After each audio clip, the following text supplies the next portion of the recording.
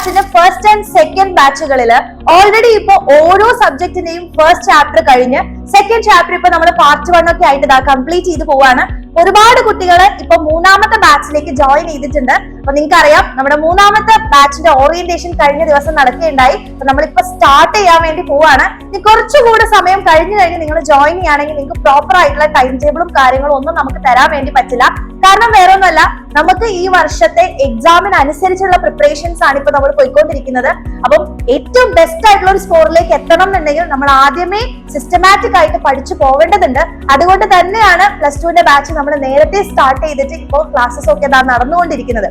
അപ്പൊ നിങ്ങളും +2ൽ ഏറ്റവും ബെസ്റ്റ് ആയിട്ടുള്ള ഒരു മാർക്ക് നേടാൻ ആഗ്രഹിക്കുന്ന മക്കളാണെങ്കിൽ ഈ മൂന്നാമത്തെ ബാച്ചിലേക്ക് വേഗം ജോയിൻ ചെയ്യാം. കാരണം നിങ്ങൾക്ക് 1 വീക്ക് കൊണ്ട് ഇപ്പൊ കഴിഞ്ഞു പോയിട്ടുള്ള ചാപ്റ്റേഴ്സിന്റെ റെക്കോർഡിങ്സ് എങ്ങനെ കാണണം എന്നുള്ള സിസ്റ്റമാറ്റിക് ടൈം ടേബിൾ തന്നിട്ടാണ് നിങ്ങളെ മുമ്പോട്ട് കൊണ്ടുപോകുന്നത്. അപ്പൊ അതുകൊണ്ട് ഈ ഒരു അവസരം നിങ്ങൾ മിസ് ചെയ്യരുത്. ഓൾറെഡി നമ്മുടെ ബാച്ചിലേക്ക് ജോയിൻ ചെയ്യാൻ ആഗ്രഹിക്കുന്ന മക്കളാണെങ്കിൽ വേഗം തന്നെ താഴെ കാണുന്ന നമ്പറിലേക്ക് മെസ്സേജ് ചെയ്യാം ആൻഡ് ജോയിൻ ചെയ്യുക. ഈ ഒരു +2 അടിപൊളിയാക്കും.